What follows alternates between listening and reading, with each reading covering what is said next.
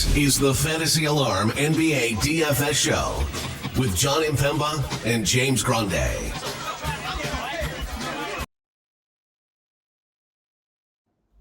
What's going on, everybody? Happy Monday and welcome in to the Fantasy Alarm NBA DFS preview show. I am James Grande. I am joined today by Keith Eister. You can follow Keith over on the old Twitter machine at EYS819DFS. Keith, happy Monday. What's going on, dude? How was your weekend?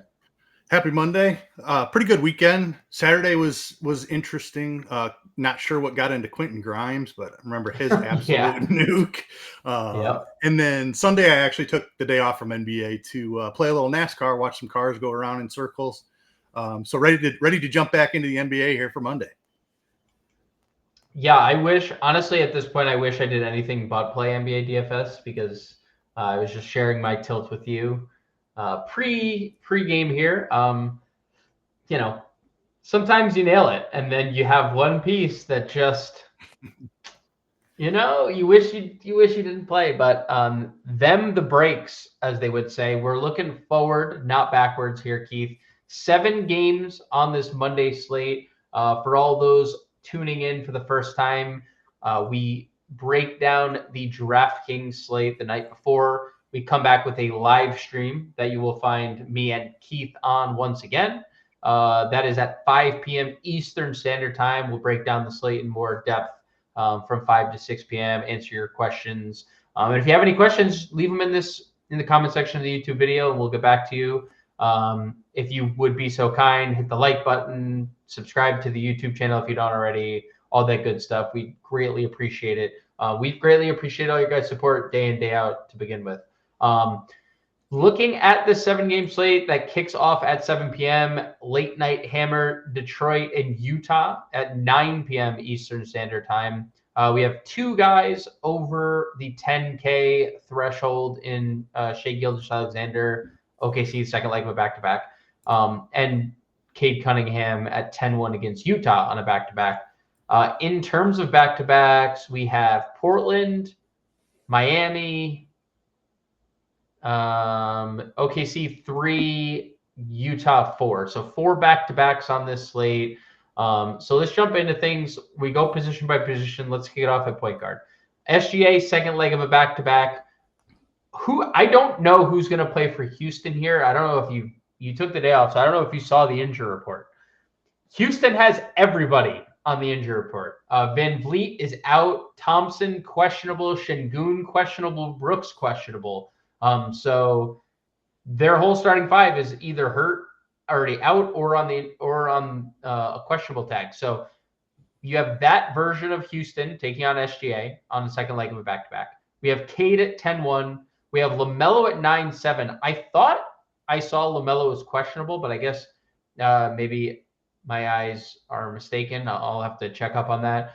We have Trey at 96 probables, Kyrie 95, Curry 92, Maxey, who cannot figure out what's going on, is 9,000. What do we got 9K and up here, Keith?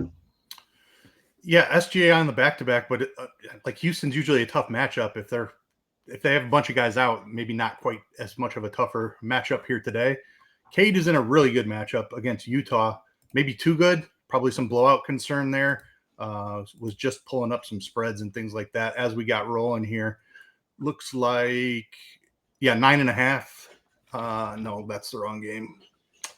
Utah sat, so for context, Utah sat all the starters today. Yep. Usually they do play one leg of the back-to-back. Yeah, that's fair. I still think Detroit's significantly better, even if Utah's guys play. But agreed.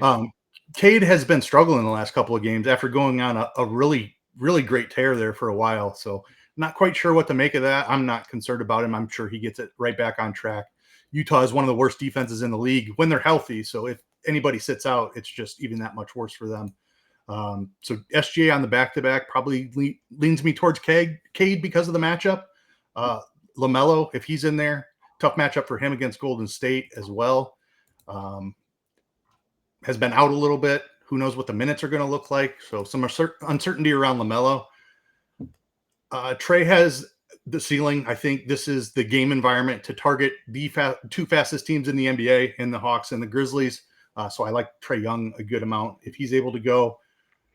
Kyrie is a guy that I've played a bunch, has been really good here recently, playing huge minutes, all the usage for him. So Kyrie is definitely one of my favorite targets here.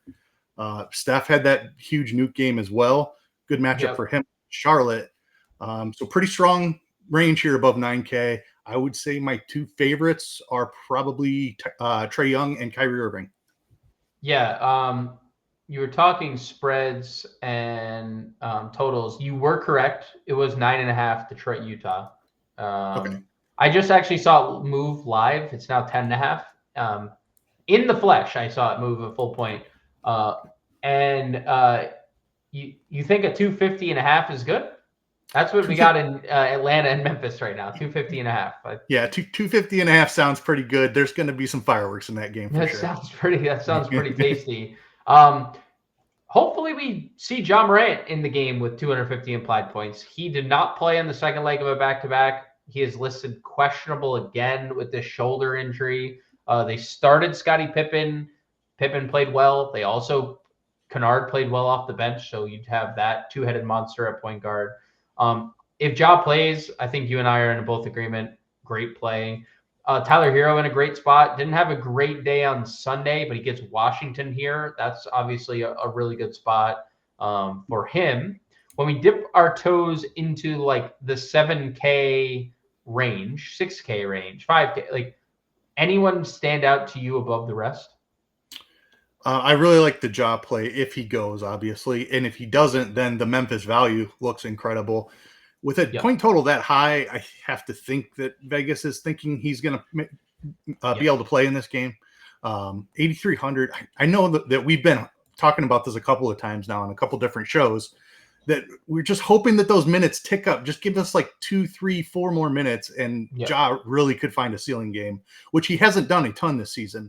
If he's living in that 30, 32 minute range, he can still get there, but he needs to play a lot better, be a lot more efficient. If he's up into the 34, 36 range, then you're talking about like a 60 fantasy point ceiling for Ja. Like I said, we haven't seen it that often this season, but we know it's in there. He's done it plenty throughout his career. So Ja is definitely a favorite target of mine if he's able to play, of course. The Houston situation is interesting. Amen Thompson, a guy that I've played a bunch this season, has found a ceiling, kept his starting role even with Jabari Smith back. So I have interest there if he's able to play. Scrolling on down, depending on who plays for Utah, Keontae George is a guy that I've played a bunch here recently. Let's see here if anybody else stands out. He'll be really popular again too, for sure, if they all sit, because he just is, right? Like he's just been extremely popular all year long. Absolutely. You touched on the great matchup for Hero. Certainly don't mind that. He's really leading this team in pretty much everything right now. Dyson Daniels in that game environment, certainly don't mind that. He can get there in many different ways, including 6 or 7 steals. So Dyson Daniels, a guy I like to play too. Yeah, going down the list, I think Anthony Simons is a little bit interesting. We'll see what Portland, we'll see what they do on the second leg of a back-to-back. They had a couple guys questionable on Sunday, and then they had to play overtime in a game that they were winning by 20. They blew a 20-point lead, and Cleveland came back and won. So we'll see what Portland does second leg of a back-to-back, but obviously Philly's a really good matchup. Podziemski, like the minutes are very inconsistent with him, and now Jimmy Butler's going to be back. So what do the minutes look like? He killed me on Saturday. I really liked Pods on Saturday. He was in a great spot and just completely bombed. So that was a frustrating one, but fine going back to him. Same. I'm fine with it. I just don't like. I don't like that It's another coach that is never consistent with the minutes, and that's like he's gonna play 10 guys, and it's not gonna be the same 10 guys, at least not in the same allotment of minutes from a night to night basis. It's so frustrating. I'm completely with you. No, and I think they already ruled Kuminga out, because I know that's coming soon too. So like we're gonna have another rotation piece to deal with sooner rather than later. If they don't have them being Portland, if they don't have like Jeremy Grant again, no reason to think Scoot Henderson doesn't play a boatload of minutes. He's played a boatload of minutes recently, 26 plus in 4 straight games, including 33 in that overtime game. A lot of it had to do with like Donovan Clingan just fouling out in 10 minutes, but they also were playing a lot of Duop Reith in that game. So, if they're down Jeremy Grant, you do see Scoot Henderson extended, or if they rest someone else on the second leg of a back-to-back. So I like Scoot 56. Is there anything else like value tier? Like Jordan Poole's out. So do we go to Bub Carrington, who played 32 minutes against Charlotte the other day? Davion Mitchell's been starting and playing big minutes nightly. And then Memphis would be the obvious talking point here, but like what stands out to you, if anything? Yeah, if Ja gets ruled out, it's going to be very clear. You're going to play as much of Luke Kennard and Scottie Pippen Jr. as you possibly can. Then that's a pretty easy conversation. If Ja is in, then it becomes a lot more interesting. The Davion Mitchell call is really interesting to me. Just massive minutes from this guy. I'm talking like 35, 36, 37 minutes. He's never been a good per minute guy, but when he's getting that many minutes, he's playable, and he's even shown a little bit of a ceiling here recently. So I've sprinkled in some Davion Mitchell the last couple of games just because of the minutes volume that he's getting. Carrington's interesting too. I don't necessarily like the matchup against Miami. But if Jordan Poole doesn't play, there's a ton of usage to go around. So certainly can get on board with that. Yeah, Poole already rolled out, so we already know he is not playing in this one. And to your Davion point, another 37 minutes. We don't have it listed here for Sunday's game yet, but he played 37. 3 in a row. 11 points. Yeah, 3 in a row. 11 points, 5 assists, 4 rebounds, 2 steals for Davion. So it's fine. It's fine. I'm not comfortable with it, but the player is in a different situation. The player is in a something that maybe fits his game better than it's ever fit, right? Former lottery pick. So maybe, the new situation is something that's helped. Portland has been going to Delano Banton. Justin had mentioned it the other day. He said, I think he literally messaged us and said, whispered Delano Banton's name, and he went crazy. Now, he didn't have that same impact on Sunday, but if Portland is shorthanded, we know Delano Banton does have a high ceiling. So probably someone else to look at if they are down some. Yep, don't mind that at all, especially against Philly. The other name, Terrence Mann's getting pretty decent minutes for Atlanta. Another one of these guys who just doesn't do a ton when he's out there. But he's getting more playing time than his price would suggest. It's the best game environment of the night, so I don't hate shots there if we don't get other value.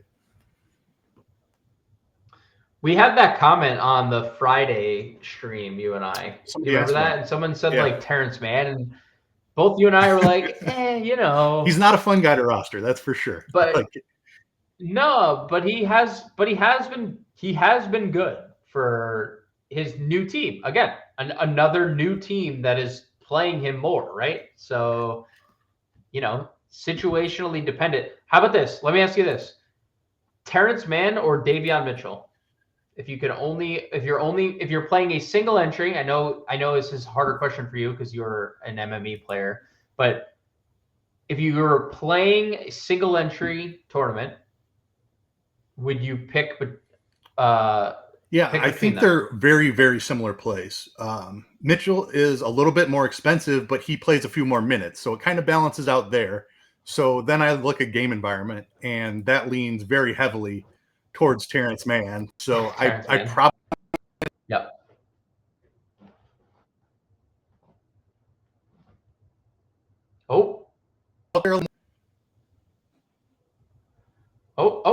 you're back.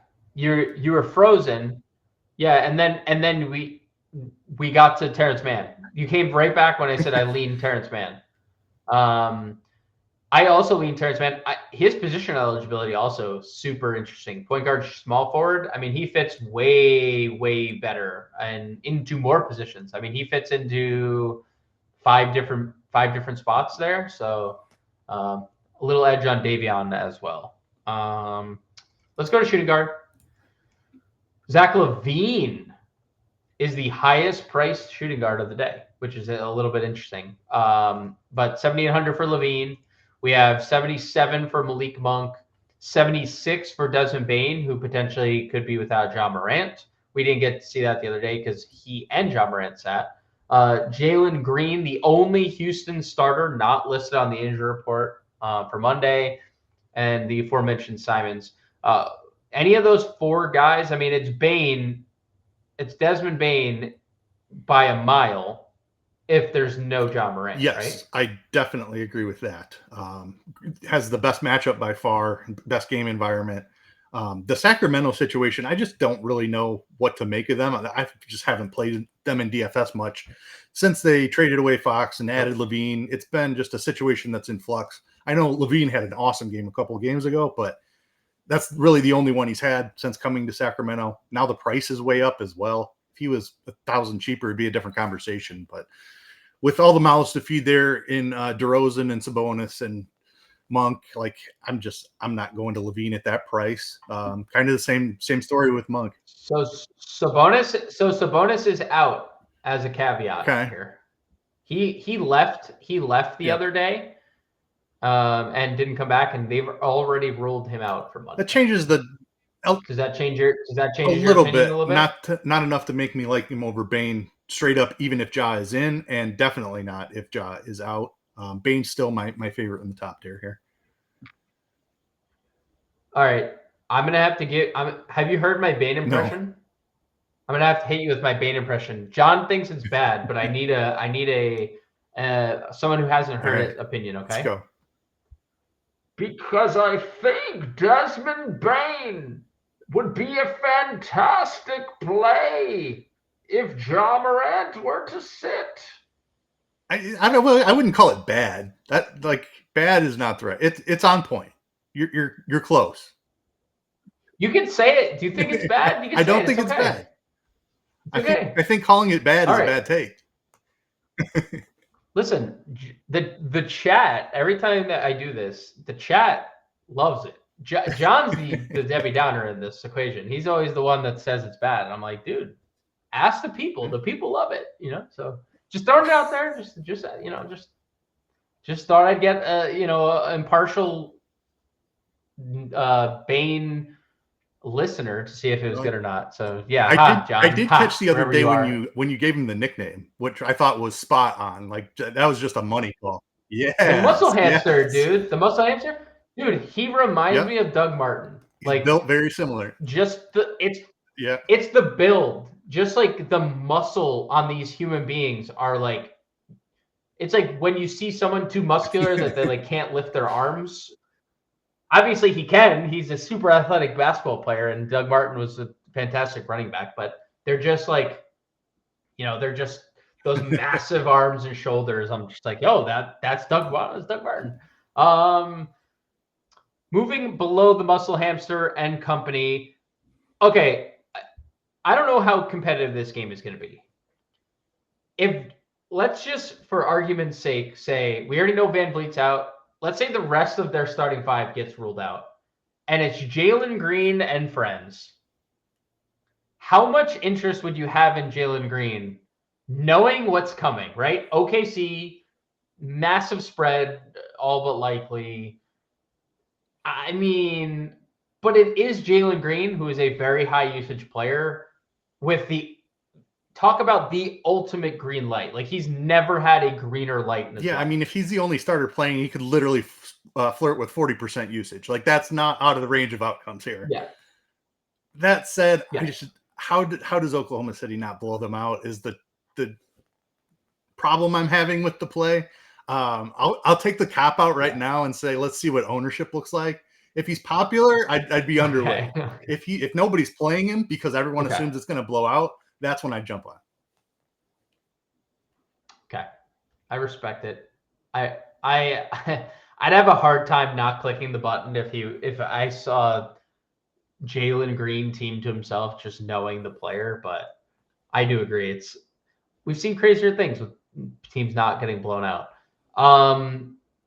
Below $7,000, I think right away my eyes go I see Quentin Grimes, so we'll get to him in a second. But Shaden Sharp, I mean, obviously the Cleveland game wasn't great, but if there's no Jeremy Grant again, you have to assume Shaden Sharp is just going to play big minutes. He's going to take a bunch of shots. And if he's efficient, I mean, we're talking about a guy with a massive ceiling. Yeah, Sharp definitely stands out here. Philly has been rough on the defensive end. The whole team's been rough, really. Stepping into a larger role. Price is up a little bit from that last game, but still not anywhere near enough if Grant is out again. Avdia was out in that one too, I believe. But Sharp still, I think, is the first guy that steps into the starting lineup, even if Avdia plays. So, yeah, they played on Sunday. They started alongside each other on Sunday. Oubre on the other side of that game is somebody I would definitely look at as well. With Maxey going through his struggles, Oubre certainly has plenty of shots available, has been rebounding at a pretty decent clip this season, so certainly don't mind Oubre. Kamara has been playing huge minutes, certainly can get to him. Touched on pods, and then we get to that Quentin Grimes guy, the one who certainly has a 60 fantasy point ceiling, right? 44 actual. Just where'd this game come from? I don't have a clue, but Paul George is questionable in this game. So if you got a scenario that Paul George were to sit, Quentin Grimes is going to be like the highest rostered player at the slate. And it's going to be like, not that he's been bad at all, but it's going to be like solely based on it's going to be very uncomfortable. Like, if he's comes in at 40%, like I don't want to try to get over the field on that by any means. So either I agree, eat it with the field, and then I'm just not getting an edge on that massively owned play, or I try to take an underweight stance. And what's like, he's still cheap enough where even if he hadn't had that game, he'd still be a decent play. But now because everyone's seen that ceiling, it's going to inflate his ownership by way too much. So I feel like he's going to be over-owned. But it's scary after seeing that. Just look at, like, not even results. 24 shots. The usage is what I'm really interested in. And 24 shots is, I don't have the usage number right in front of me, but it's a bunch. I know that. I guess 30, 31 it was 32? 31. You are on the low end of the spectrum, my friend. It is 35% for Quentin Grimes. 35% usage rate for Quentin Grimes. We certainly can't expect that again, I wouldn't think, right? But there's like 25% would not surprise me at all. And that's still a lot of usage for a 5K player. I mean, it just depends. If PG sits, if Maxey continues to not shoot the ball, who else is getting it going? Like this guy, right? Like their fifth starter. They didn't start Yabusele. They started Drummond. So, like, Maxey, Oubre, Grimes, whoever, and Drummond. Because if it's not Paul George, it's probably like Edwards or, Quentin Grimes is like the second option in that offense. So, yeah, it's going to be an uncomfortable. I already feel uncomfortable just talking. I mean, what was his? He had 30 like a few games prior. One of his first games with Philly, he was really good before the break. And then he went back to normal zero usage, basically Quentin Grimes, until. So he had a 28. He's the only two times he scored more than 30 this year with Philly in like his 10 games with Philly. Another new player in a new face or old face, new place, right? And Quentin Grimes has been balling. So I am now that I'm extremely uncomfortable. Let's go to his former team. Klay Thompson, he's been fine the last couple slates. A lot of shot volume, possibly no PJ Washington again in this game. Max Christie, the honeymoon phase has clearly worn off. He's still playing pretty good minutes. Is still in the starting lineup. So, like, if you want to take a shot on either of those guys, and then we go below, is there anything in that range or below that interests you? Karis LeVert's a name I'll throw out there just for game environment. Has a solid role with Atlanta. Malik Beasley, you shouted out the other day and how well he's been playing.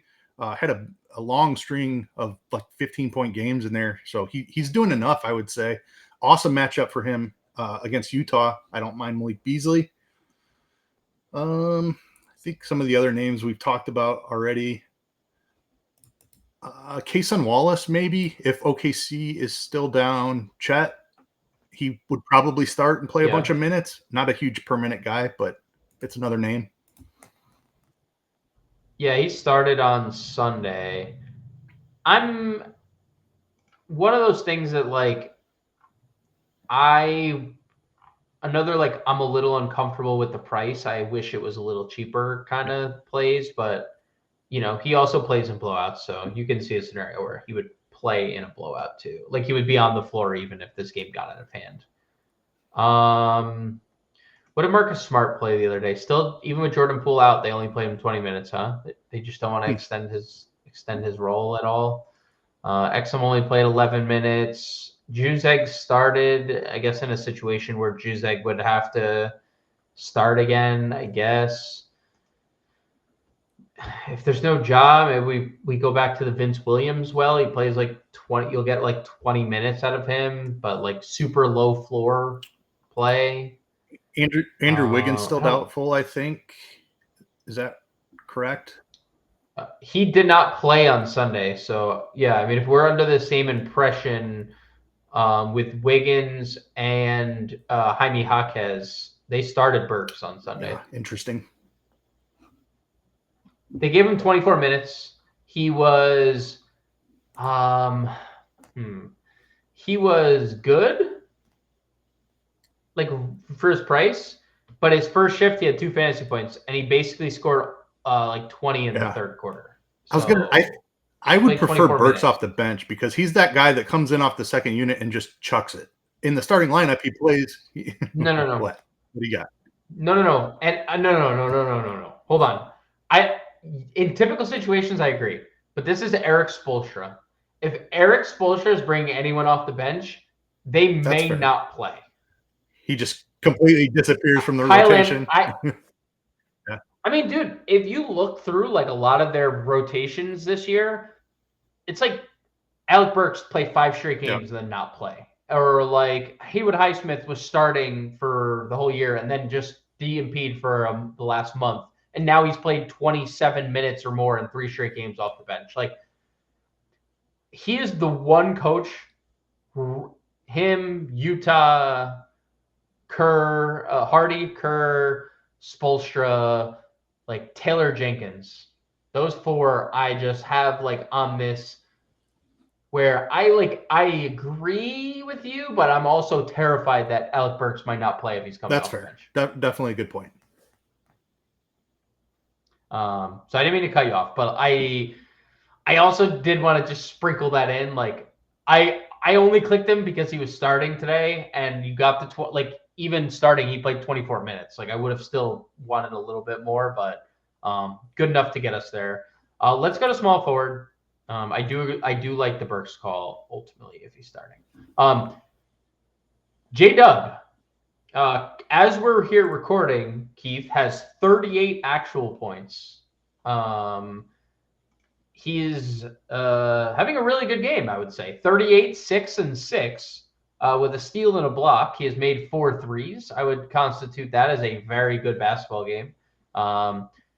If there's no Chet and this game does feature some Houston pieces, I would say J-Dub's good. We talked Levine. Jimmy's probable to play in this game. We alluded to it earlier. PG is questionable, and we get to DeMar at 74. What DeMar DeRozan up is of interest to you? Jalen is the guy for sure. Just a higher ceiling without Chet for sure. Again, that matchup against Houston could be much easier than it has been this season just because of how many guys they have potentially out. And I don't have a ton of interest. Butler coming off the injury, sure, good spot against Charlotte. Just not sure I'm super confident in that. DeRozan, we talked about some of the dynamics around Sacramento and their starting rotation already. So not a guy that I love to play with that new situation. It's J-Dub and not a lot of interest in anybody else.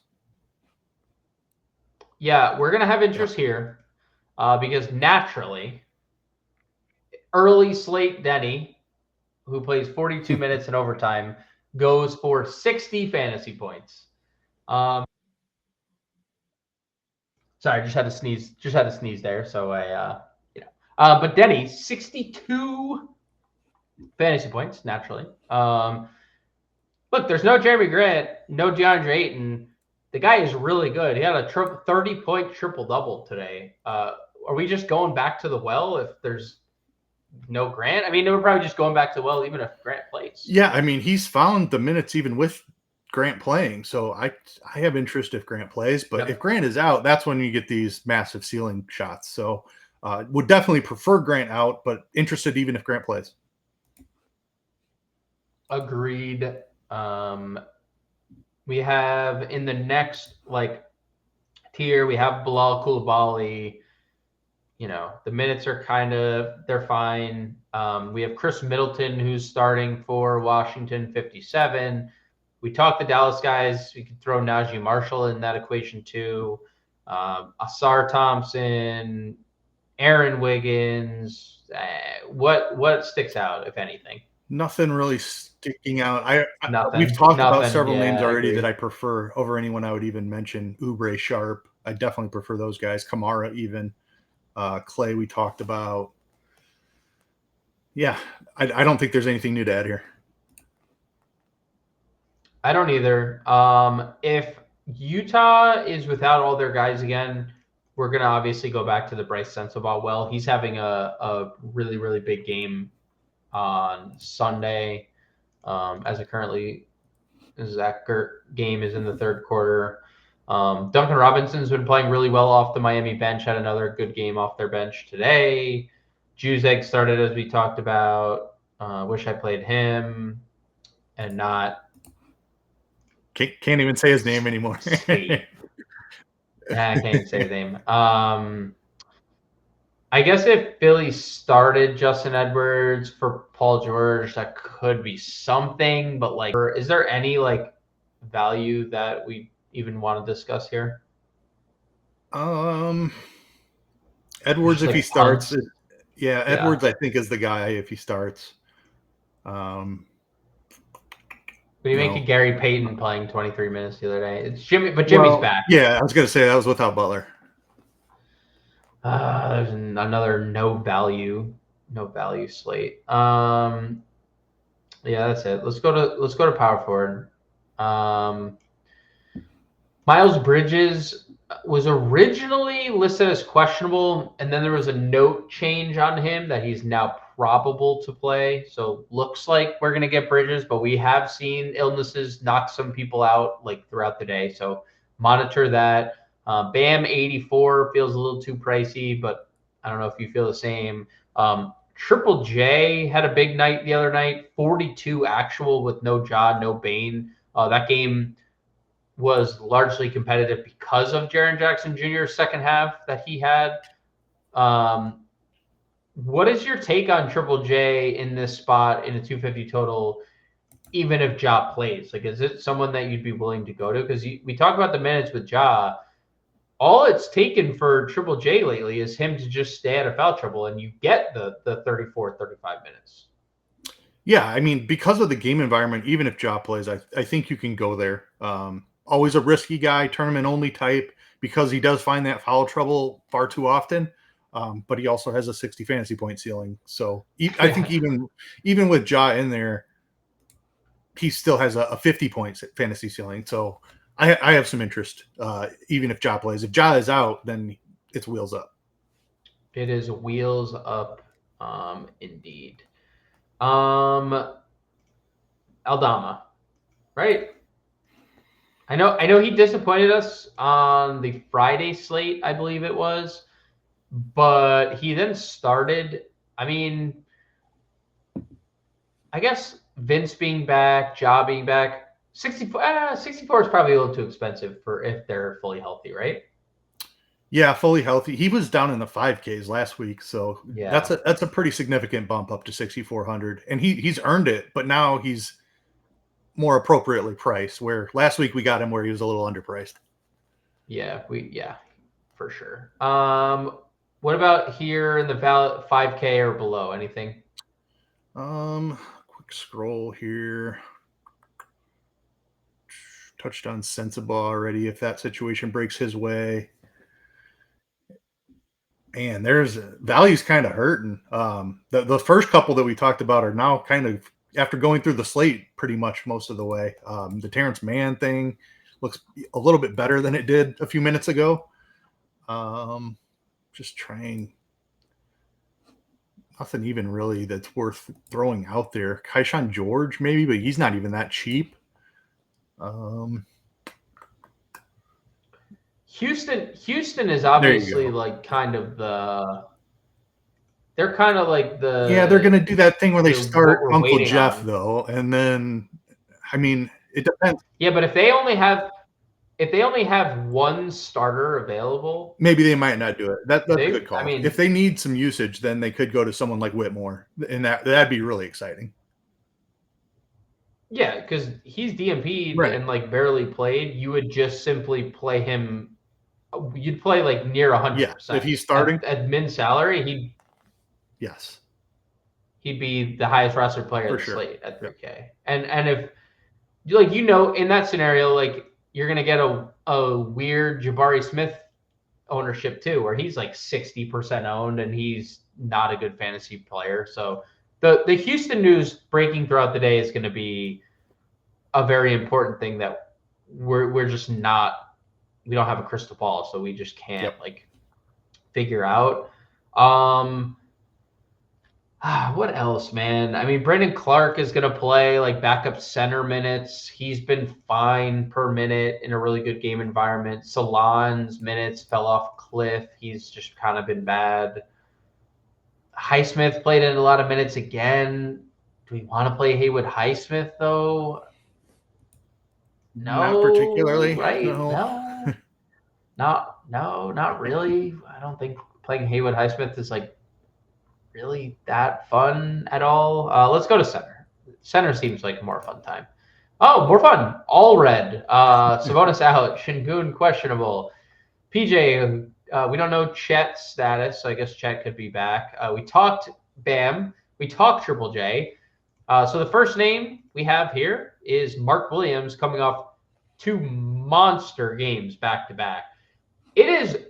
I am fascinated to know what showed up on his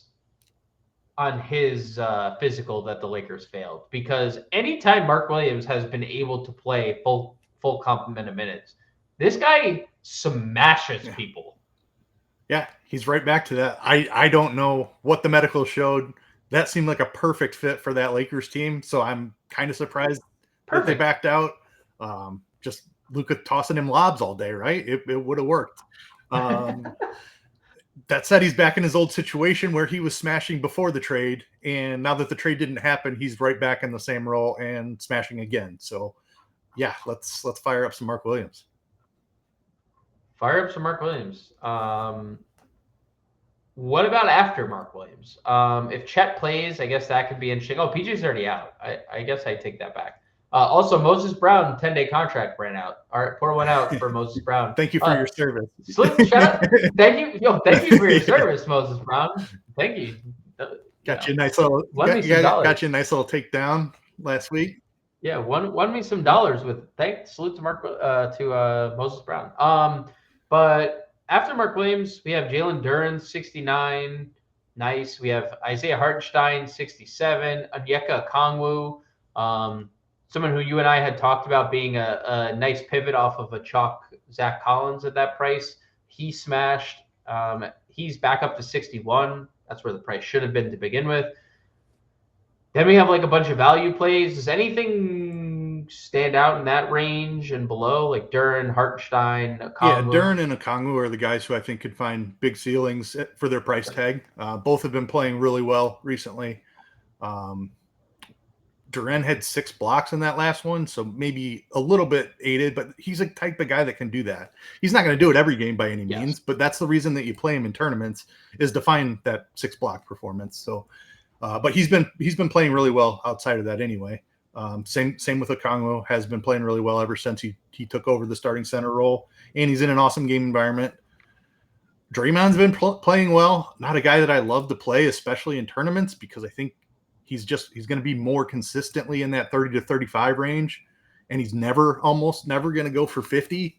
But if he's the last piece in, I don't hate Draymond. I really like the matchup for him against Charlotte.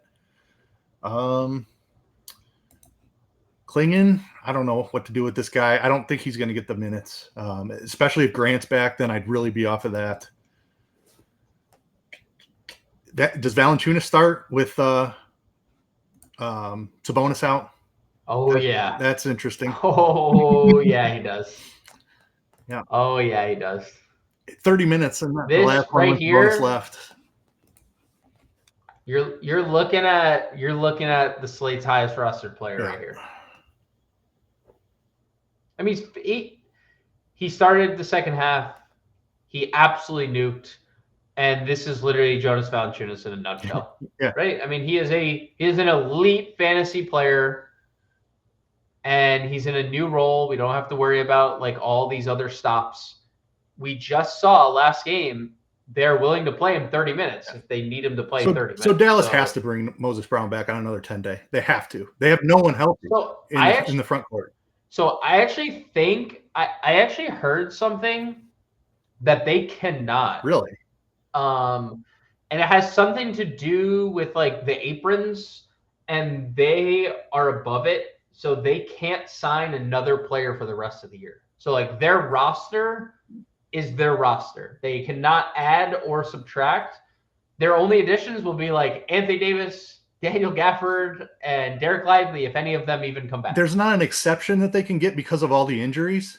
Like I think they screwed themselves over by the contracts that they have. Interesting. And they've signed so many players. There's something in the bylines that they reached the limit, but they can't. They are literally not eligible of acquiring like another player, like not just that player, Moses Brown, any player. I get what you're saying. That's wild, and that means that like Dwight Powell can't play more than 15 minutes. I don't think he hasn't. That's going to leave Omax Prosper on Jovel. Yep. Like, come on, this is insane. Kessler, maybe they go back to the starting. And I saw something. Kessler Edwards is only like 10 games away from his two-way limit. And they had been starting him at like center in like small ball situations. So Dallas is in a world of trouble. Ladder Jonas Valanciunas rebounds on the sports book, folks. Like that. Ladder Jonas, everything Jonas Valanciunas. If they keep him on the floor, if they decide like, hey, you guys have to adjust to what we're doing here. If you want to try to stop this large human being, then put someone else on the floor. But he's going to be extremely popular in this spot. Yep, as he should be, I think. Like, you definitely run into that risk anytime there's seemingly a mismatch like this, and it feels like the center is gonna smash. Like, sometimes you do get that situation where they just cannot keep up, and he goes minus 20 for like 6 minutes, and the team just doesn't play him that much the rest of the game. So there's certainly some risk.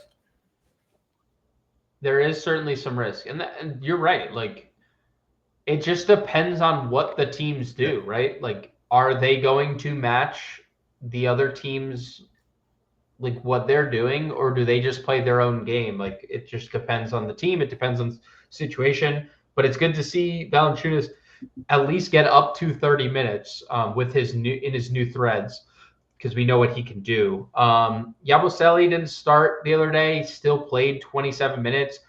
You know what? That might be the direction Philly goes if Paul George sits, where they start the Yabusele Drummond front court. They could possibly do that. They started Drummond. He was actually really good again.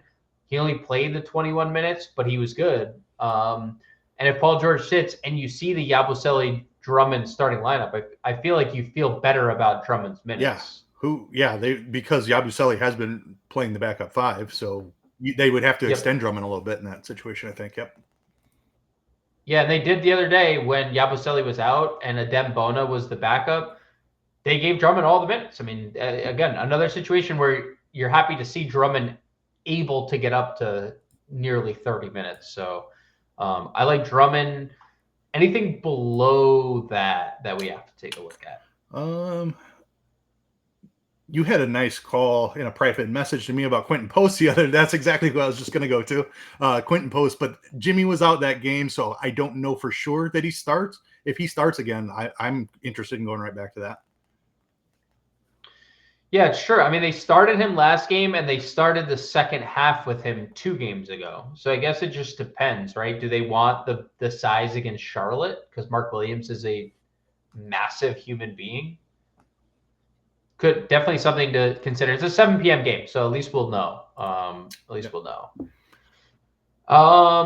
Jock Landale would probably start if Şengün and Steven Adams were to sit, so we'd have that. But I don't think there's anything else, unless you have I'm something not seeing else. anything else. All right, let's get a lineup built for the folks at home. I'm just gonna do this. Just save us some trouble here. We're going to plug Jonas Valanciunas, and we're going to move on from there. Because I think that's probably where a lot of people start, and I think that's a good start, given the salary. Are we going? Where do you want to go after? Are we going to assume Ja in or out for the purposes of this lineup? Yeah, we'll assume Ja. We'll assume Ja in. Okay. We'll assume Ja in. Then I definitely want some exposure to that game. So that would be my first look, whether you want to go Ja or Triple J or even Bane. For Memphis, I'm fine with Aldama's price coming up a little bit. I'm probably out on that. Edey hasn't been playing significantly enough. Ja would be my favorite, but I'll yield to you for the choice. Already got him plugged. Now, I do like the Terrence Mann call that we've kind of revisited, just given the game environment and the value provided, and that could change. Again, first look, we don't know what Houston's going to do. There's a lot still to break, but we do know Terrence Mann has been playing a lot of minutes, so I like Terrence Mann here, 4K. It's small forward, 64-60 for the rest of our build feels pretty good. Shooting guard was a pretty awful position. Yes, indeed. Let's see. One of the Philly guys makes a lot of sense here, or Shaedon Sharp would probably be like the other one that we'd look at. Those would probably be like the first names. Yes, I'll throw Daniels in there if you want one more piece from that game. He's a little bit more expensive. Grimes is a guy that we talked about who just absolutely nuked, is going to be chalk probably. But we had a hard time seeing a bad situation for him. If you want to go Grimes. Want to be a little different and go Kelly O over Grimes? Yeah, like I like that. Maybe gets by Kelly O, not like Kelly Olynyk. Yes, Kelly Oubre. Maybe comes away with 10 rebounds and scores 20 points, and then we're cooking with gas, man. And Quentin Grimes doesn't score 44 actual. Yes. I mean, dude, what a world we're living in.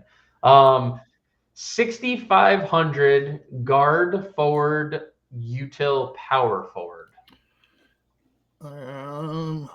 I like Avdia at power forward. That kind of fits in the mid range. Asar Thompson, the guy we didn't even talk about him much, but been playing a decent amount of him recently. Yeah, he's good, dude. Yeah. He's just good per minute. Yep. I don't mean this like because I'm sure it's meant to in a literal sense all the time, but he is so much like his brother when it's like a fantasy. Yes, he's obviously an identical twin. I understand he's like, for all those, yes, he's an identical twin. Yes, I know. But like they're just stylistically like they do great everything on defense. But make exactly. Yep. I'm glad that he abandoned that. As a rookie, they tried to make him a 3-and-D guy, and that just did not work. Yeah, glad to see that he's embracing just his full-on defensive role. He can get to the bucket a little bit, but definitely not a 3-point shooter. Definitely not a 3-point shooter. I like Asar. 5,300, good spot for Utah. I like that. 6,900, nice. Guard forward util. I'm not against like you had mentioned getting more pieces. Are you anti like double center at util? Because like I think the other piece that stood out to me was a Kongwu at the price. Are you against that at all? Or if we wanted to, I'll do this just in case. No. Just because I am like I would say I play double center in most of my the majority, at least over 50% of my lineups, I would say are double center. Obviously that's slate dependent, but most slates shake out where you have a lot of value at center. So definitely never opposed to double center. Okay. Okongwu, Valanciunas, $7,300 guard forward still feels really good. A lot of things. Because that feels like we can really get anybody we want. Yep. Overall, I think we could make anything work. Is there anyone that stands out? Let's see here. Kyrie, I like a lot. Hero, I like a lot. Mark Williams. We can't do Mark Williams. Can't do Mark Williams. That's about the one guy we can't. I'd be okay. I'd be okay if you wanted to go up to Mark Williams from Onyeka Okongwu. Let's leave what we got here. Jalen Green would be the guy who would stand out a ton if the right guys get rolled out for Houston. Yeah.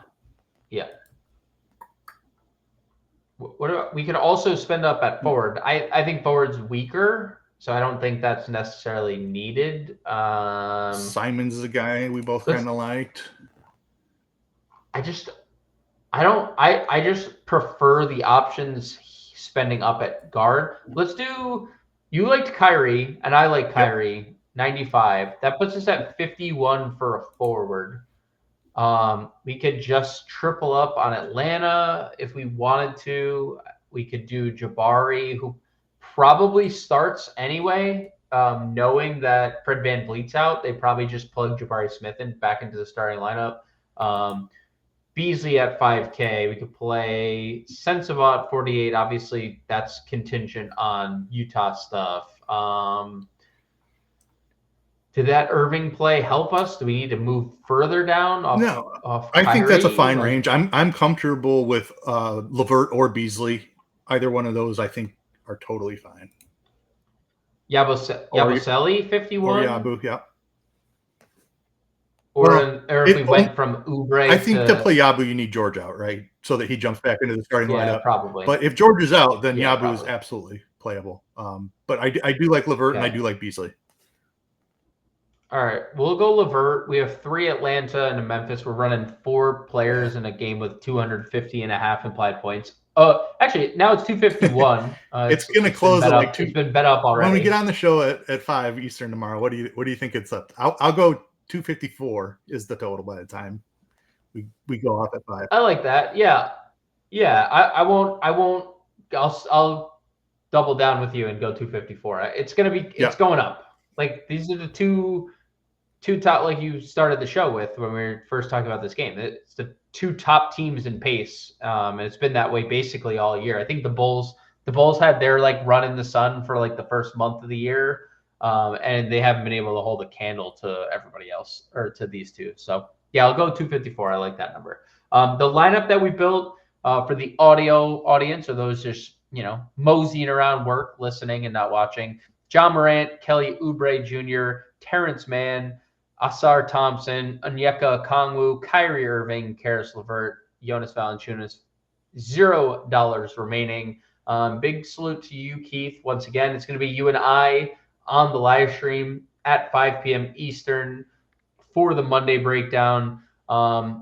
Once again, guys, if you are first-time listeners, please hit the like button. It helps a lot, helps the channel a lot. Subscribe to the YouTube channel as we, work our ascent up to 10,000 YouTube subscribers. We have made great progress because of all you guys over the last year or so, but we are looking to get to that big 10K number. So if you'd be so kind to hit this, preview show in the night, in the evening, in the morning. Live stream in the evening, all for free. Can't beat that. And we have a 7-day free trial. I don't have the QR code. Let's see if I can find the 7-day free trial. Is this 7-day free? Nope. You can go all pro right there. Boom. 7-day free trial, 50% off with code Big Game. See that's where I'm like, oh, did I click the wrong one? I might have Big Game. I think that happened already. Yeah. Yeah, the big game might have happened, right? I mean, that's probably like a Super Bowl thing. I think that was probably the game. Here's what we're looking for. Right there, boom. 7-day free trial, top of the screen. That way, if you look all the way over there, that way, 7-day free trial. Sign up. You won't leave. But big salute to you, Keith. Thank you for filling in. And we will be back at 5 p.m. Eastern with the live stream. Catch you guys later. Peace.